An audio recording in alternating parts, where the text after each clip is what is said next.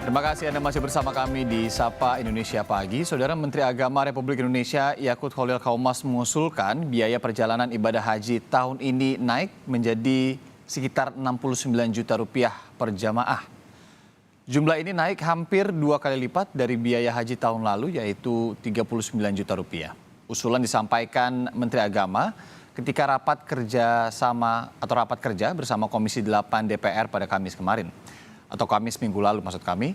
Kuota haji tahun ini ditetapkan 203.000 jemaah haji reguler dan juga 17.680 jemaah haji khusus serta 4.200 kuota petugas haji. Sesuai kesepakatan, tahun ini tidak ada pembatasan usia jemaah haji. Perlu diketahui, usulan Menteri Agama ini belum final. Komposisi pembebanan BPIH tahun ini adalah sebagai berikut.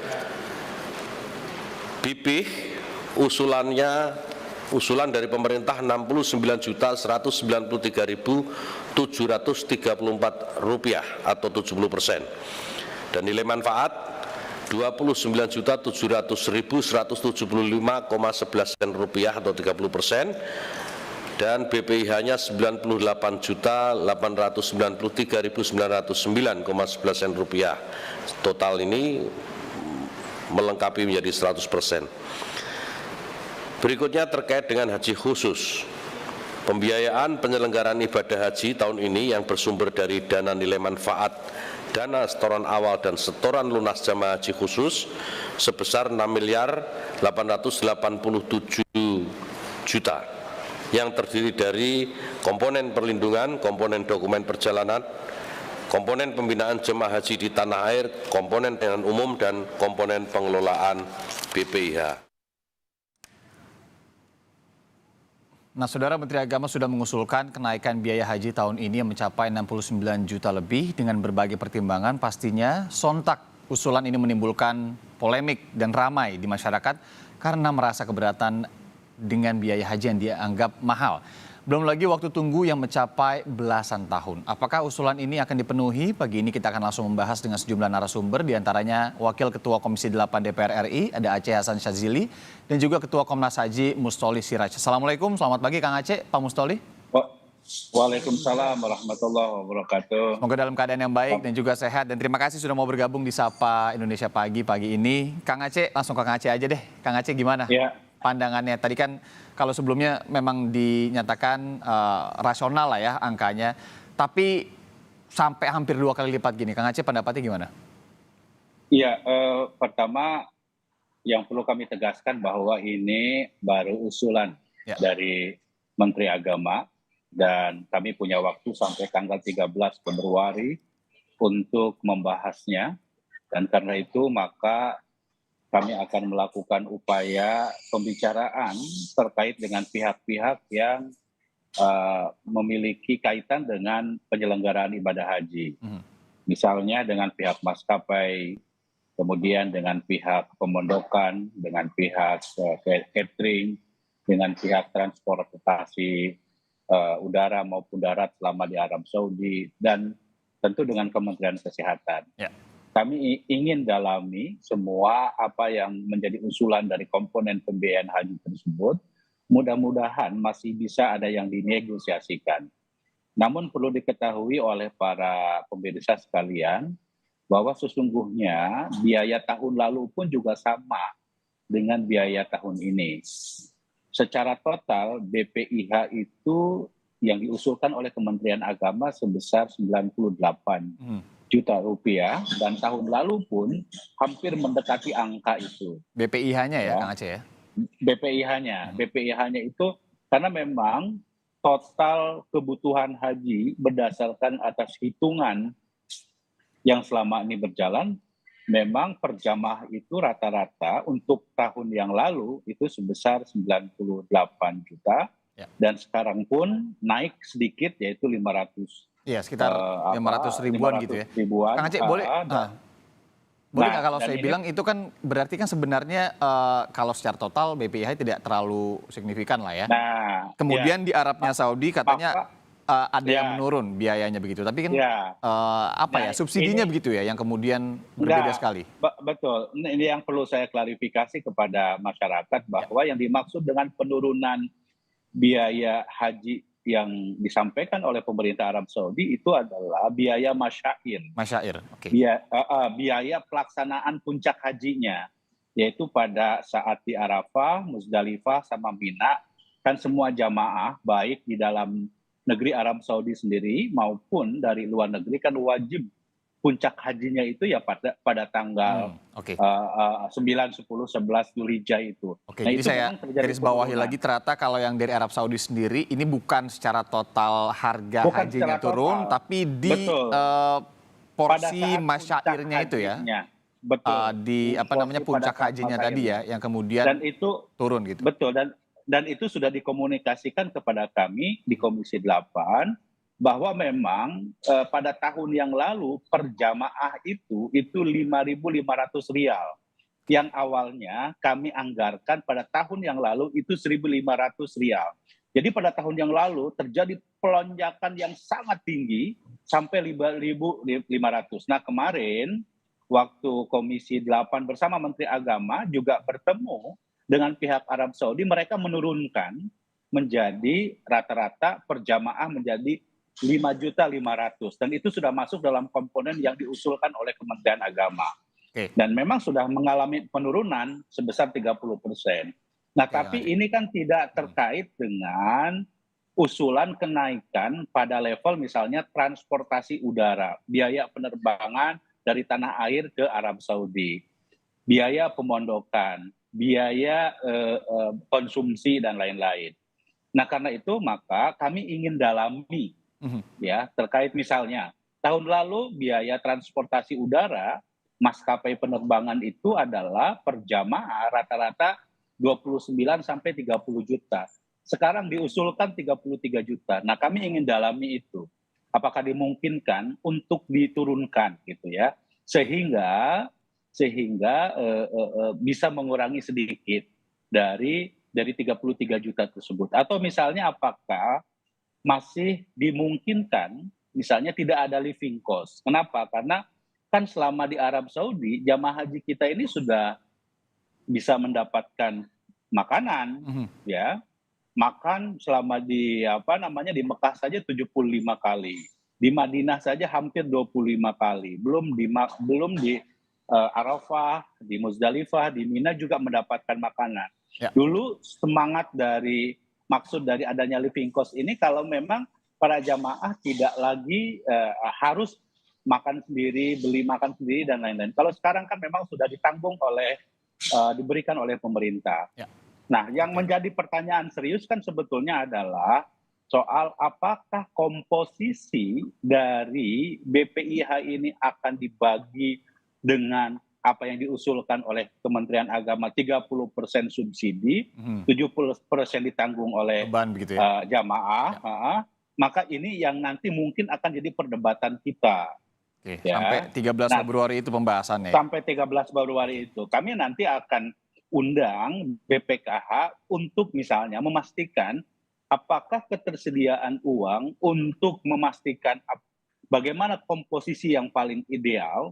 Tentu yang paling ideal adalah kita ingin jangan sampai ya uang jamaah dan nilai manfaatnya yang seharusnya dinikmati oleh jamaah haji tahun depan dan seterusnya itu termakan oleh jemaah haji tahun ini. Ya. Ini yang harus dihindari. Paham. Ya, kenapa? Oke. Karena itu yang disebut dengan berkeadilan. Jangan sampai nilai manfaat yang seharusnya dinikmati oleh jemaah haji tahun depan dan seterusnya itu terpakai oleh para jamaah yang akan berangkat tahun ini. Persis, Kang Ini Aceh. yang harus Saya dihindari. ingin mengutip Itu yang juga disebut dengan berkeadilan. Persis, saya mengutip juga apa yang disampaikan Menteri Agama ya, karena pembebanan BPIH ini harus mengedepankan prinsip keadilan, yakni harus menyeimbangkan besaran beban jemaah dan keberlangsungan nilai manfaat dana haji. Pak Mustoli melihatnya bagaimana? Bagaimana memastikan menyeimbangkan besaran ini kemudian juga mengedepankan prinsip keadilan bisa berjalan? Apalagi kalau kita tahu ini nanti berlakunya juga seperti apa Pak Mustoli? Misalkan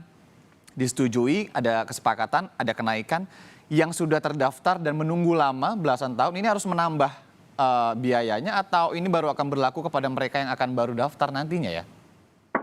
Ya. Jadi yang pertama yang perlu saya sampaikan Mas, terkait dengan kita mesti tahu penyelenggara ibadah haji itu siapa yang bertanggung jawab gitu ya. Baik. Nah, sejak terbitnya Undang-Undang Nomor 34 Tahun 2014 tentang pengelolaan keuangan haji, itu keuangan haji itu dipisah begitu ya. Keuangan ada namanya Badan Pengelola Keuangan Haji yang langsung bertanggung jawab kepada Presiden, BPKH tadi ya? dan yang kedua adalah penyelenggara ibadah haji yang dilakukan oleh Kementerian Agama yang menyiapkan seluruh teknisnya begitu ya. Oke. Nah, ada satu pengalaman yang saya dapatkan, misalnya ketika mengadvokasi jamaah haji umroh waktu kasus 2017-2016 yang korbannya ribuan bahkan ratusan ribu. Jadi waktu saya bertemu dengan terpidana sekarang mereka, saya tidak perlu sebut orangnya, mereka bilang, Pak Mus, jadi kalau Anda bilang bahwa travel kita itu menggunakan sistem Ponzi, penyelenggaraan keuangan haji juga tidak beda-beda amat dengan sistem yang kita buat begitu ya. Nah, ternyata hal ini ternyata terkonfirmasi. Kenapa? Sejak kemudian masuk COVID begitu ya. Ini kan ada lompatan biaya dana haji begitu ya. Yang kalau misalnya kita patok misalnya di 2019 begitu ya.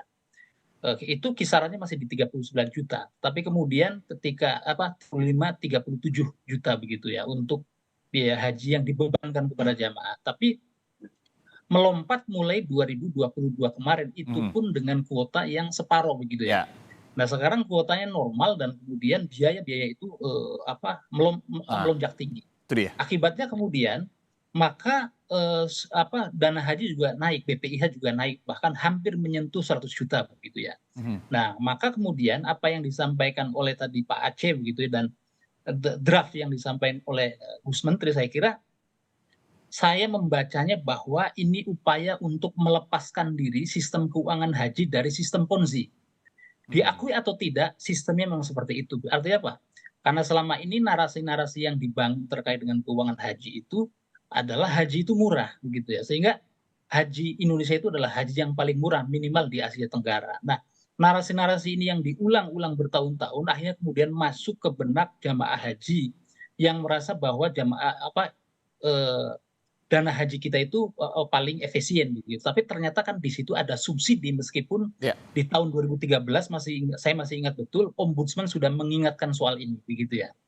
Nah, maka ketika kemudian hari ini draft dari Pak Menteri Gus Menteri kemudian menganggarkan 69 juta, masyarakat tentu saja bereaksi begitu ya. Nah, tapi ini karena memang adanya komunikasi yang selama ini saya anggap keliru begitu yang dilakukan oleh beberapa pihak begitu. Nah, karena itu saya kira upaya yang disampaikan oleh Gus Menteri nanti kalau menurut pasal 47 Undang-Undang 8 2019 adalah nanti yang akan menyetujui itu adalah Kang Aceh dan kawan-kawan begitu ya. Apakah draft itu setuju atau tidak begitu ya.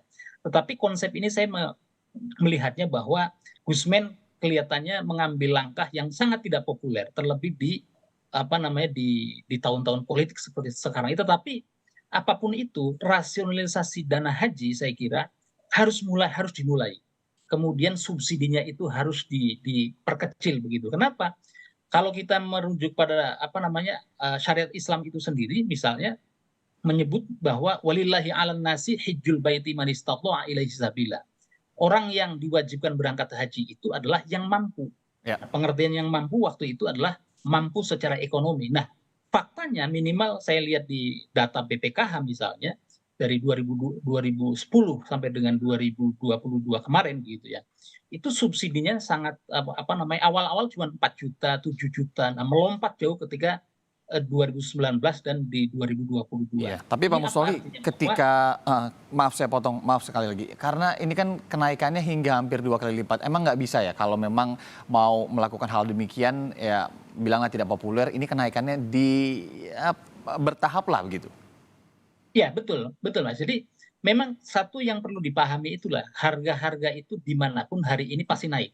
COVID atau tidak ada COVID, krisis atau tidak ada krisis itu pasti naik memang ya. Terlebih ketika misalnya situasi global seperti sekarang dan kemudian harga-harga dan perlu dicatat Mas bahwa harga-harga yang tadi disebutkan oleh Pak Aceh gitu ya, komponen biaya haji itu kan disebutkan di undang-undang begitu ya. Itu kalau tidak salah ada 13 komponen kalau nggak, atau 14 begitu ya. Itu juga ditunaikannya itu bukan di tanah air tapi di tanah suci, kan kira-kira begitu. Mhm. Nah, ini yang kemudian perlu dipahami, artinya otoritas DPR sekalipun, Gus Menteri sekalipun, atau siapapun yang ada di tanah air, itu mesti tunduk pada aturan taklimatul hajj begitu yang ditetapkan, atau aturan-aturan haji yang ditetapkan oleh pemerintah negara tujuan begitu. Nah, ini yang kemudian mesti dipahami oleh masyarakat. Tapi memang dengan kenaikan semacam itu ya memang cukup mengejutkan ya bagi masyarakat ketika kemudian yang jamaah-jamaah yang lalu misalnya penambahannya itu paling 10 juta begitu ya. Kemudian paling tinggi kan tahun kemarin. Tiba-tiba ini ada draft. Tapi itu saya kira wajar-wajar saja, paling tidak bahwa wacana-wacana yang selama ini saya sampaikan bahwa ada hak jamaah haji tunggu yang jumlahnya hari ini kalau tidak salah, nanti tolong dikoreksi Kang Aceh, itu ada kurang lebih 5 juta orang begitu ya. Itu 5,2 juta itu diabaikan begitu ya. Kita tahu misalnya kalau jamaah haji yang sudah mendaftar Mas, itu kan bisa mengakses tadi yang dibilang Kang Aceh, misalnya ada nilai manfaat bisa lewat virtual account gitu ya. Itu jumlahnya sangat kecil Mas. Berapa? Jamaah haji reguler itu dengan uang muka yang cuma 25 juta, ketika dicek di virtual account, itu imbal hasilnya itu cuma 60.000, 150.000 perak ya, bukan juta ini. Sampai paling tinggi itu adalah 360.000 per tahun. Nah, sedangkan subsidi yang disampaikan kepada jamaah haji yang berangkat pada tahun berjalan itu bisa puluhan juta. Nah, ini saya kira ada gap yang tadi disebut oleh Kang Aceh sebagai adanya ketidakadilan. Nah, ini saya bersyukur sekali mulai ada wacana-wacana bagaimana, artinya pilihannya begini sederhananya. DPR dan Gus Menteri eksekutif begitu ya, pilihannya itu dua. Mau memberikan keadilan kepada siapa? Apakah kepada 221.000 jamaah haji yang berangkat, dan bagaimana dengan 4,8 juta jamaah tunggu yang ada yang sampai berangkat nanti sampai dengan 50 tahun ke depan. Logikanya seperti itu. Oke, Kang Aceh, tadi disampaikan sebenarnya, Pak Musholih, maaf saya potong dulu. Tadi disampaikan kita masuk ke terkait dengan jamaah tunggu tadi ya, yang kemudian sudah membayarkan, kemudian harus menunggu hingga belasan tahun setidaknya. Ini pengawasan pengelolaan uangnya sendiri di dalamnya seperti apa Kang Aceh kalau selama ini diinfokan begitu? Ya, kami tentu secara intensif sesuai dengan amanat dari undang-undang bahwa dana yang dikelola oleh Badan Pengelola Keuangan Haji itu secara periodik kami awasi, ya. Dan saat ini posisi dana haji itu sebesar hampir 170 triliun. Ya. Tentu 170 triliun ini dipastikan bahwa ada dikelola secara prudent lah. Harusnya dikelola dengan prudent, dan itu terus-menerus kami awasi. Ada yang diinvestasikan dalam mekanisme sukuk atau surat berharga keuangan syariah yang dipinjam oleh diinvestasikan melalui surat utang negara ya, tetapi berbasis pada syariah. Kemudian ada yang diinvestasikan pada investasi langsung maupun tidak langsung melalui misalnya aset manajemen dan lain-lain. Termasuk juga misalnya investasi untuk salah satu bank syariah di Indonesia ya. Saya kira kalau dari aspek pengawasannya terus kita lakukan pengelolaannya, saya kira sejauh ini tidak ada masalah, dan bahkan saya kira BPK pun juga turut serta di dalam proses pengawasan pengelolaan keuangan haji tersebut. Nah, terkait hampir setiap tahun ya, misalnya tahun yang lalu itu sekitar 7 triliun nilai manfaat yang didapatkan dari biaya pengelolaan yang dilakukan oleh BPKH tersebut. Dan itu kemudian ada yang dikembalikan kepada jamaah melalui apa yang disampaikan oleh Mas Musholih tadi, yaitu virtual account. Ada yang kemudian langsung dimanfaatkan untuk nilai manfaat yang kemarin ya itu cukup besar, hampir mendekati 59% atau 60%. Tentu ini menurut kami memang tidak sehat. Nah, kenapa kami lakukan itu? Karena tahun yang lalu, karena begini, tahun kemarin kan pertama COVID. Yang kedua, secara tiba-tiba pemerintah Arab Saudi 1 bulan menjelang keberangkatan itu menaikkan masyair. Hampir tadi yang saya sebutkan, tadinya kami anggarkan 1.500 per jamaah, 1.500 real per jamaah, tapi pemerintah Arab Saudi menaikkan menjadi 5.500. Jika dikonversi secara keseluruhan itu sekitar 1,4 triliun. Ya. Nah ini besar sekali, kan tidak mungkin kami bebankan kepada jamaah yang sudah melakukan pelunasan keuangan haji, dan akhirnya kemudian kami bersepakat untuk diambil dari nilai manfaat, dan ketika katanya kepada BPKH waktu itu, BPKH mengatakan bahwa tersedia keuangannya. Tapi kalau kondisi ini terus-menerus seperti ini disampaikan oleh Mas Mustoli, tentu harus kita hitung kembali, jangan sampai sekali lagi ya dari nilai manfaat ini itu bisa mengambil nilai manfaat para jamaah yang jumlah daftar tunggunya sekarang ini hampir mencapai 5 juta, dan ini harus kita hindari. Apalagi masyairnya tadi sudah diumumkan dari Arab Saudi turun gitu kan. Yang bikin kaget masyarakat sebenarnya itu juga. Oh kan taunya kan mungkin nggak ngerti masalah masyairnya, nggak terlalu dalam ke sana. Tapi kan di sana turun, kondisinya naiknya sedemikian rupa gitu. Oke, Kang Aceh, saya ke Pak Mustoli lagi. Pak Mustoli, terakhir kira-kira yang harus diperhatikan dengan kenaikan yang saya harus bilang signifikan karena hampir 2 kali lipat ini apa? Masih tunggu batas waktu tunggu atau waktu tunggunya saja ini masih belasan sampai puluhan tahun loh untuk yang mendaftarkan beberapa periode ke belakang ini. Yang pertama begini Mas, seandainya apa yang disampaikan oleh Gus Menteri nanti disetujui oleh Kang Aceh dan kawan-kawan di Komisi 8 begitu ya.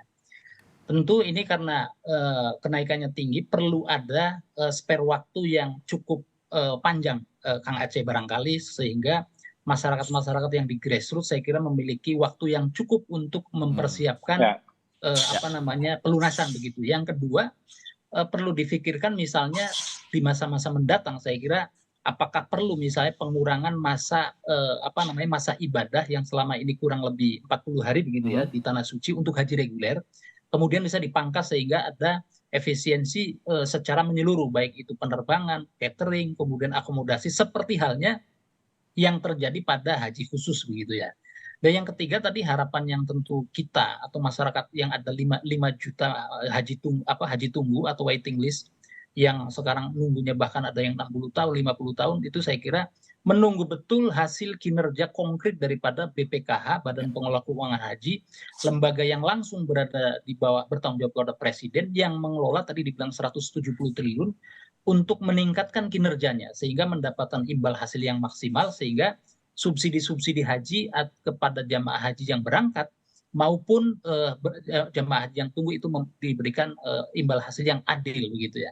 Nah, yang berikutnya adalah yang terakhir saya kira sistem ponzi atau setidaknya mendekati ponzi begitu ya. Dana haji ini saya kira harus pelan-pelan segera diakhiri agar kemudian jamaah haji tunggu yang antri di belakang itu juga tidak zonk begitu ya, tidak seperti terjadi di kasus-kasus keuangan yang sekarang sedang ramai terjadi. Kira-kira begitu Mas. Oke, mungkin ini baru awal saja pembahasan karena memang ini juga menjadi usulan yang baru. Tentu nanti semoga kita mendapatkan kesempatan juga untuk mengobrol lagi dengan Kang Aceh Hasan Sazili dan juga Pak Mustoli Siraj terkait kasus ini, terkait dengan, maaf bukan kasus, tapi terkait dengan pembahasan ini begitu ya. Nanti kita akan follow up, semoga ada jalan keluar yang kemudian juga tidak terlalu memberatkan jemaah haji, apalagi jemaah haji tunggu saat ini. Pak Mustoli, Kang Aceh, sampai di sini dulu pembahasannya. Salam sehat selalu, nanti semoga kita ada kesempatan untuk ngobrol lagi.